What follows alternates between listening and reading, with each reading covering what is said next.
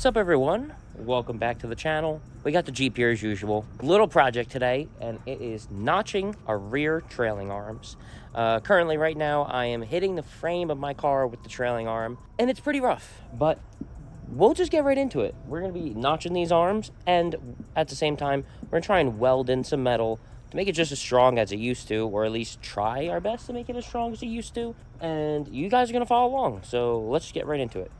So the front of the car is looking great. I could definitely get a little lower, but for now, I'm happy. The rear, we're trying to get the rear lower. Not only did I take the courtesy of unbolting the trailing arm, as you can see, I also started cutting because, you know, it's probably gonna take a while. So I figured get a little bit done.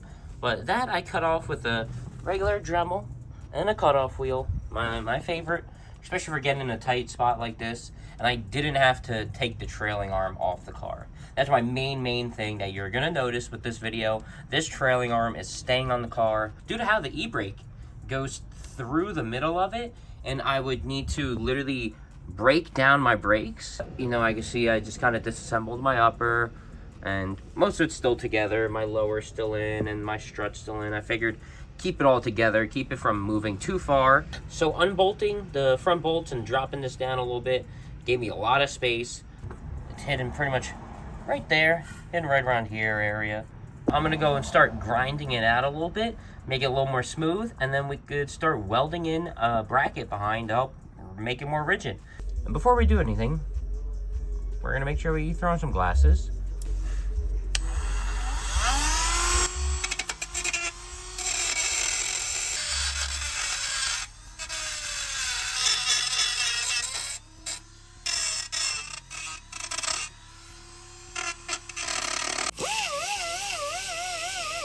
So for this I really just want to sand through the paint.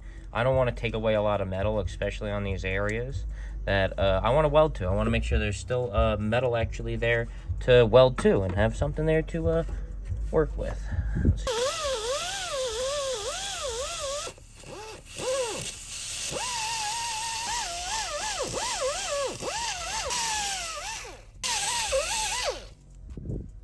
There we go. I am definitely really happy with that. That is going to be plenty enough prep, and I may even hit it from behind real quick. Hey, yo, whoa, whoa, not like that. I mean, you know, with this die grinder. And hit it from behind and see how it goes.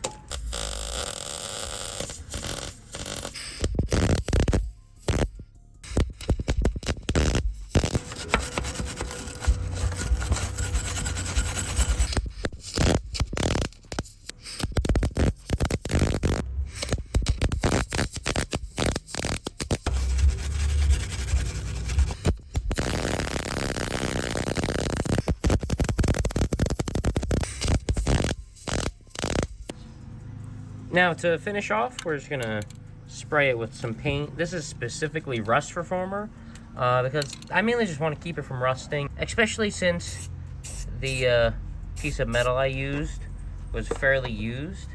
Okay, so we are back, and I finished painting it, let it dry, and then I just reassembled the suspension. Now you can see where that little notch lines up.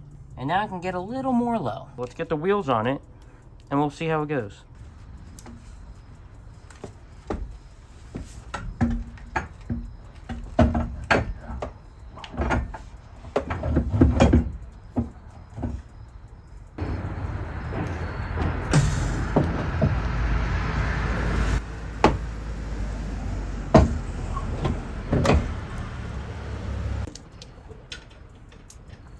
I clean these wheels. God damn, bro, I got them dirty.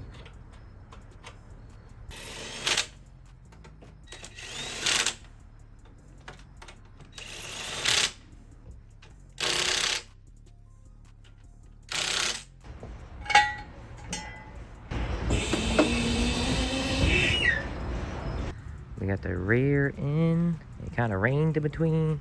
I also took the stickers off. I'm gonna get new ones made to match the rest of the stickers, because that Static Club sticker, I love the chrome with the blue, matches perfectly. So I want to get something similar on the side. But yeah, we got some nice fitment, bruh. Nice fitment, dailyable fitment. Man, I got plenty of space, but these fenders are so clapped hopefully we'll have a video of that. If not, we'll get professional with it. There she is. Okay, so there you have it. Things looking pretty sweet. The front definitely needs to go lower, but overall, I'm pretty damn happy. But yeah, I've already driven around with it a little bit, and it rides so much nicer. It's actually crazy. I must have been riding. It must have just been like hitting the suspension instantly and riding so rough. But you know, on to the next one. So make sure to like and subscribe. Thank you for watching all the way through. Have a good one.